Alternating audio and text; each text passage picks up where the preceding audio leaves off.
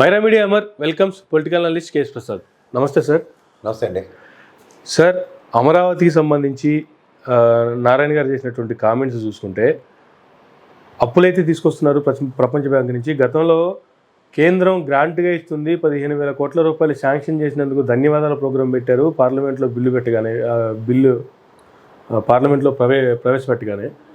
కానీ ఇప్పుడేమో ఆ అప్పుకి ప్రజలకి సంబంధం లేదు, ఆ డబ్బులతో రాజధాని డెవలప్ చేసి దాంతో వచ్చిన డబ్బులతోనే అప్పు రుణాలు చెల్లిస్తాము అనేటువంటి కామెంట్లు చేస్తున్నారు. ఎవరికి చెప్తారు ఈ పెట్టకథలు? ఏమనుకుంటారు అసలు? నాకు అర్థం కావట్లే. చదవేస్తే ఉన్నమతి పోయిందంటే ఇదే. ఎందుకంటే సార్ మీరు అడిగిన ప్రశ్నే తప్పు. ఎందుకంటే ఆ రోజు బడ్జెట్స్లో మనకి 15,000 కోట్లు ప్రపంచ బ్యాంకు దగ్గర నుంచి కానీ ఏషియన్ మర్కంటైల్ బ్యాంకుల దగ్గర నుంచి అప్పు తీసుకోవడానికి పూచీకత్తు కేంద్ర ప్రభుత్వం తీసుకుంటుంది. వీళ్ళకి యాజ్ యూజువల్ వీళ్ళకి తెలుగు ఇంగ్లీష్ రాదు, అర్థం కాదు. ఒక రామ్మోహన్ నాయుడు గారికి వరకు 2-3 ఉన్నారు, ఆ పెమ్మసాని గారు ఇప్పుడు ఉన్న వాళ్ళకి అర్థం అవుతుంది. వాళ్ళు వచ్చి చెప్పి లోపలికి వీళ్ళు గాబరా పడిపోయి ధన్యవాదాలు పెట్టుకున్నారు. అప్పు నేను మొత్తుకొని వస్తున్నాను మొదటి రోజు నుంచి. రెండోది, నిన్న నారాయణ గారు ఆయన మాట్లాడిన దానికి అసలు నాకు అర్థం కావట్లే. You are only making iconic towers. ఏది? హైకోర్టు భవనాలు కడుతున్నారు, కొత్త అసెంబ్లీ కడుతున్నారు, కొత్త సెక్రటరియట్ కడుతున్నారు, ఎంప్లాయీస్కి క్వార్టర్స్ కడతారు. ఏం జనరేట్ చేస్తారు దాంట్లో రెవెన్యూ? చెప్పండి ఒకసారి. ఇచ్చినవి 15,000 కోట్లు. మీ ప్రాథమిక అంచనాలు 1,00,000 కోట్లు పెట్టి అమరావతి కట్టాలని చెప్పారు మీరే. దీనికన్నా ముందు కాంట్రడిక్షన్ ఏంటి? సెల్ఫ్ సస్టైన్ ప్రాజెక్ట్ మనం కూడా రూపాయి పెట్టక్కర్లేదు. రూపాయి పెట్టక్కర్లేని దగ్గర 15,000 కోట్లు వరల్డ్ బ్యాంక్ నుంచి అప్పు వస్తుంది. పక్కన నిన్న 17,000 కోట్లు అమరావతి CRDA చట్టం ప్రకారం అప్పులు చేసుకోవడానికి మీరు క్యాబినెట్ నిర్ణయం తీసుకున్నారు. అంటే 15 + 17 అంటే 32,000 కోట్లు మీరు భారం రాష్ట్రం నెత్తికి పెడుతూ ఇందులో ప్రజల వరకు కట్టక్కర్లేదంటే ఏం తెలుస్తుంది? మాకేమైనా తెలిస్తేస్తుందా? దానికి ట్రూ అప్ ఛార్జీలు అని చెప్పి ఎలక్ట్రిసిటీ బాధేస్తున్నారు. మీరు చితకబోతున్నారు ట్రూ అప్ ఛార్జీలు నెపంతో, కరెంటు ఛార్జీలు. అలాగే రోడ్లు అని చెప్పి ఈ విలేజ్ల నుంచి కనెక్టివిటీ రోడ్లు ఏవైతే ఉంటాయో వేస్తున్నారో వేయట్లేదో దేవుడికి తెలియదు. ఎందుకంటే ముఖ్యమంత్రి గారు నిన్న చంద్రబాబు నాయుడు గారు సంక్రాంతికి సంబరాలకి ఊర్లకి వెళ్ళి రోడ్లు లేవని ఎవడు ఏం మాట్లాడడానికి వీల్లేదని వార్నింగ్లో పక్కన. ఇక్కడ మీరు కనెక్టివిటీ రోడ్స్కి టోల్ గేట్లు పెడతామని మీరు ఒక ఫీలర్లు వదులుతున్నారు. చంద్రబాబు గారు అపార అనుభవం గురించి మేము కూడా ఆయన ఫస్ట్ డే నుంచి అభిమానిస్తూ మాట్లాడుతున్న దగ్గర ఆయన చూస్తున్నాం ఏంటంటే ఫస్ట్ ఫీలర్లు వదులుతారు, దాంట్లోంచి ఫీడ్బ్యాక్ నెగిటివ్ వస్తే ఆపేసి ఎవరిని ఎత్తుకోబోరు పులివేది వీళ్ళు తప్పించుకుంటారు. సో ఇక్కడ జరుగుతుంది ఏంటంటే ఈ ఫీడ్బ్యాక్లతో జరిగే రాజకీయ చతురత అంతా గమనిస్తూనే ఉన్నాం ఆద్యంతం. ఇప్పుడు మీరు టోల్ గేట్లు పెడతారా లేకపోతే ఏం చేస్తారో తర్వాత అనదర్ కాన్సెప్ట్ అది. But where it comes to Amaravati అనే దగ్గర సెంట్రిక్గా 32,000 కోట్లు ఈ ప్రభుత్వం అంటే నిన్న 2024 6 నెలల్లో ఈరోజు మాకు ప్రగతి ఏంటంటే ఇంకొక నెత్తికి అమరావతి అనే పేరుతో 24,000 కోట్లు భారం పెడుతున్నారు. ఇది ప్రజలు తీర్చక్కర్లేదంటే ఏంటి? మీరు ప్రభుత్వాలు చేసిన అప్పులకి ప్రజలు తీర్చరు, మేమేం తీర్చాం. పరోక్షంగా కట్టే పన్నులు, ప్రత్యక్షంగా కట్టే పన్నులు అప్పుల రూపంలో మీరు చెల్లించుకొని తిరుగుతున్నారు.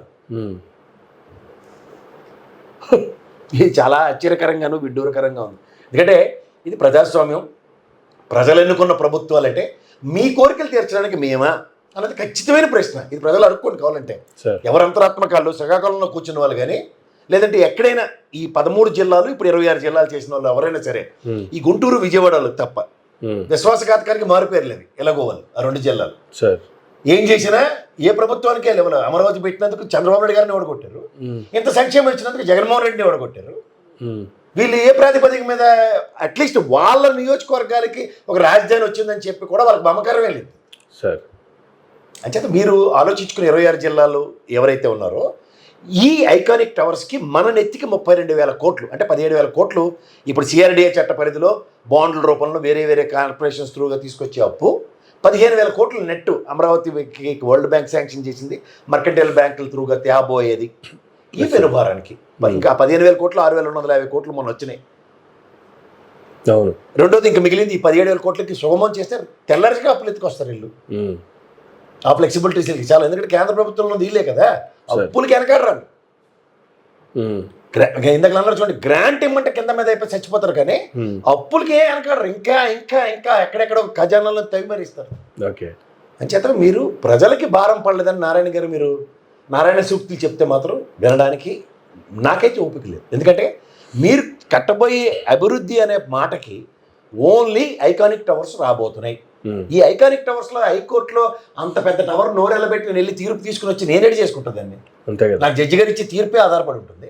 అలాగే మీకు ప్రజారంజక పాలన కోసం మీరు చేసే శాసనాలు, మీరు ఇచ్చే శాసనాలు బయటకు వస్తాయి, కానీ మీరు కుషామత్తుగా అసెంబ్లీలో కూర్చున్నారు అన్నది మాకు సంబంధం లేని విషయం. అంతేగా. దానికోసం మీరు నిర్మిస్తున్న ఇంకోటి ఎవరు సెక్రటరీ టెంపుల్ వీళ్ళకి ఎలాగో ఉల్లంఘదు. వీళ్ళు రాజకీయాలు శాసించేసే స్థాయి కాబట్టి వీళ్ళ కోసం మీరు ఇంకో ఐకానిక్ టవర్ కడుతున్నారంటే ఏమన్నాలో మీరు ఆలోచించుకోండి. ఎందుకంటే ఈ 10 సంవత్సరాల పొద్దుయింది ఎంప్లాయీస్ని పరిరక్షించుకోవడానికి మీరు చేస్తున్న దాష్టికెళ్ళే తప్ప వాస్తవానికి ఏమీ పురోగతి లేదు. ఈ 10 ఏళ్ళ పొద్దు పెట్టి వాళ్ళ మీద వీళ్ళు అలుగుతారు, వీళ్ళ మీద వాళ్ళు అలుగుతారు అని చెప్పి లాస్ట్కి పుట్టుముంచి ఈ ఉద్యోగ సంఘాలను పట్టుకుని ఎరుబొగ్గులలో ఈ రాజకీయ నాయకులు చేస్తుంటే వాళ్ళు చేయవలసిన పనులు వాళ్ళు చేస్తూనే ఉన్నారు. ఇది కొట్టొచ్చినట్టు కనపడుతున్నాయి. 2 టర్మ్స్ ఎలక్షన్స్ అయితే కేటగారికల్గా ఒకసారి చంద్రబాబు నాయుడు గారిని, ఒకసారి జగన్మోహన్ రెడ్డి గారిని మట్టి కల్పించడానికి మాత్రమే ఈ ఎంప్లాయీస్ ఉన్నారు. వీళ్ళని పరిరక్షించుకోవడానికి మీరు బడ్జెట్లు చేసుకుంటే అది మీ డిస్క్రిప్షనే. దీంట్లో ప్రజలకు ఏం ఉపయోగం నాకైతే అర్థం కావట్లేదు సార్. ఇప్పుడు సిఆర్ఐడిఏ చట్ట పరిధిలో సీడ్ క్యాపిటల్ రోడ్లు ఆంధ్రని ఏదో గ్యాస్ పైప్ లైన్ కింద నుంచి చేస్తారట. ఏంటి సార్ గ్యాస్ ఎక్కడ పడితేనటండి? ఇంటికి సిలిండర్ వస్తుంది, నేను మీరు పుట్టిన కాడి నుంచి సిలిండర్ పెట్టుకున్న దగ్గర అపార్ట్మెంట్ కల్చర్ మరి పైప్ లైన్లో ఎంతకంత కన్సంప్షన్ రాసిస్తున్నారు. ఏమిటి దీనివల్ల పెద్ద ప్రపంచం తిరగబడిపోయింది. ఎక్కడో ఇంత తిన్న కన్నం పడిందంటే మొత్తం రోడ్లన్నీ తవ్వేసి పోతున్నారు. తర్వాత మున్సిపాలిటీ వాళ్ళకి బాధ్యత ఉండదు. ఎన్ని చోట్లేదు ఇలాంటివి. ఇన్ఫ్రాస్ట్రక్చర్ క్రియేట్ చేయడం ప్రభుత్వ పరంగా, తెల్లరిసిగా తవ్వేసిపోవడం. రిలయన్స్ కూడా లేకపోతే ఎయిర్టెల్లోడో ఎవడో పడితే తవ్వేస్తాడు, అడిగినోడే లేడు. మున్సిపాలిటీకి మనమైతే చిన్న పైప్ లైన్ కోసం తవ్వితే మనకు చలన కట్టాలి, డీడీలు కట్టాలి. 1 మీటర్కి ఇంత రేట్ అని ఉంటుంది మున్సిపాలిటీలో. వాడు ఎవరు కడుతున్నాడో బ్లాంకెట్ పర్మిషన్ కూడా ఉండదు.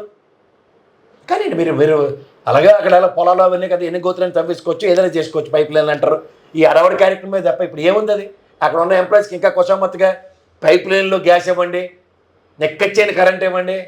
వాళ్ళు మాత్రం ఒళ్ళొంగదు పని చేయరు. మేము మాత్రం ట్యాక్సీలు కట్టుకుని వాళ్ళకి నెక్కచ్చేని భవనాలు, నెక్కచ్చేని రోడ్లు, నెక్కచ్చేని గ్యాస్ పైప్ లైన్లు ఇవ్వండి. దీనికోసం వీళ్ళు అమరావతిలో మళ్ళీ దానికి ఇంకా పకోడీ స్టేట్మెంట్ ఏంటి? సంపద సృష్టిస్తుందట. ఏమైనా అతికేస్తారేంటి సార్ హైకోర్టు? నాకు తెలియదు. Chief justice high court of chief justice గారు 2 నెలలు ఇంత అద్దెగా ఇంత బాడుకు కడతారు ప్రభుత్వానికి. అయితే మీరు కట్టిన ఐకానిక్ టవర్స్లో ఇంత నాణ్యమైన తీర్పు ఇచ్చినందుకు పెనాల్టీ క్లాస్ కింద ఇంత డబ్బులు తీసుకు గవర్నమెంట్కి ఆదాయం ఉండని ఇలాంటి కొత్త కాన్సెప్ట్లు ఏమైనా తెలియజెప్తారా? సార్ ఇప్పుడు కియా వాడు నేను వచ్చి ఇక్కడ కియా కంపెనీ పెడతాం, ప్రజలు అర్థం చేసుకోండి. కియా కంపెనీ అమరావతిలో కాకుండా ఉదాహరణకి అనంతపూర్లో పెట్టారు. ఇప్పుడు వాడు అంత ఇన్ఫ్రాస్ట్రక్చర్ తీసుకొచ్చి ఇక్కడ పెడతాడు, ఇంత గ్యారంటీడ్ ఇన్వెస్ట్మెంట్ ఉంది అన్నప్పుడు మీకు తెలుసో తెలీదు ప్రభుత్వ పరంగా ఇన్ఫ్రాస్ట్రక్చర్ క్రియేట్ చేయవలసిన బాధ్యత ప్రభుత్వం ఉంది. గడ్డికోట చెరువుకి నీళ్ళు కొట్టి అనంతపూర్ ఇచ్చారు, అక్కడ కరెంట్ ఫెసిలిటీస్ ఇచ్చారు, కొండలు గొట్టలుగా ఉందని చదువు చేసుకుని ఒక సౌకర్యవంతమైన ల్యాండ్ బ్యాంక్ కూడా క్రియేట్ చేసి గవర్నమెంట్ ఇచ్చింది. అలా ఎవడైనా ఇన్వెస్ట్మెంట్తో వస్తే మీరు ఇన్ఫ్రాస్ట్రక్చర్ క్రియేట్ చేస్తారంటే నమ్ముతాం మేము. ఎవరు రాకుండా మీరు అమరావతిలో సంపద సృష్టించి పడిపోతే రాత్రి భగవంతుడు ఇలా చూడండి సినిమాల్లో చూపించినట్టు ఇలా బంగారు గనులన్నీ అక్కడికి పూలహారం కిందను పుష్పహారాల కింద వేస్తాడు, దాంతో మనం తిరగబెట్టేస్తామని ఈ కబుర్లు విని చెవుల్లోంచి రక్తం వస్తుంది. ఎందుకంటే నిలకడలేని సెంట్రల్ గవర్నమెంట్ని నమ్ముకుని అంటే కుక్కతో కట్టుకుని గోదావరి ఇదినట్టే. సార్ మీకు లాస్ట్ ఇయర్ ధర్మపోరాట దీక్షలు జ్ఞాపకం వస్తాయి. దానివల్ల ఎవడోడు బాగుపడ్డాడో కూడా అందరికీ బాగా తెలుసు, మీకు బాగా తెలుసు. సో అలాంటి ధర్మపోరాట దీక్షలకి అతి దగ్గరలో వెసులుబాటు క్రియేట్ చేసుకుంటుంటే మేము ఏం చేయలేదు. ఎందుకంటే గతంలో కూడా మీరు సగం చేసిన తర్వాత చేతులు ఎత్తి పారిపోయిన బీజేపీ మీరు. ఇప్పుడు కూడా అదే పరిస్థితి. వరల్డ్ బ్యాంక్ అప్పులన్నీ తీసుకొచ్చి మన ఎత్తికి పెట్టి మీకు నచ్చినట్టు విన్యాసాలు చేసి కట్టే కార్యక్రమానికి ప్రజలు బాధ్యత లేకుండా, ఇక్కడ కేంద్ర ప్రభుత్వం బాధ్యత లేకుండా రాష్ట్ర ప్రభుత్వం మీద మీరే చెప్పారు శ్రీలంక అయిపోయింది, అప్పులు ఉప్పులు చచ్చిపోయి అందరికి తెల్లారైతే గంజి కూడా దొరకదని చెప్పిన మీరు ఇవాళ 32,000 కోట్ల అప్పు ఎక్కడి నుంచి తీసుకొస్తున్నారు, దేనికి చేస్తున్నారు ప్రజలకు ఒకసారి చెప్పండి. మాకే అభ్యంతరలే. ఆ కృష్ణా జిల్లా గుంటూరు జిల్లాల కోసం అని మాత్రం దయించి మాత్రం చెప్పకండి సార్. మీకే పుట్టి ముంచారు, మీ కన్న కొడుకుకే నెత్తికి ఇది పిడిగెట్టి పెట్టారు అక్కడ. మర్చిపోతే నేనేం చేయలేను. ఇది వాస్తవం. వాళ్ళంత అవకాశవాదులు ఇంకో లెవెల్ లేరు 2 జిల్లాల వాళ్ళు. గ్యారంటీగా ఎలాంటికైనా కంగు జల్లు తినిపిస్తారు.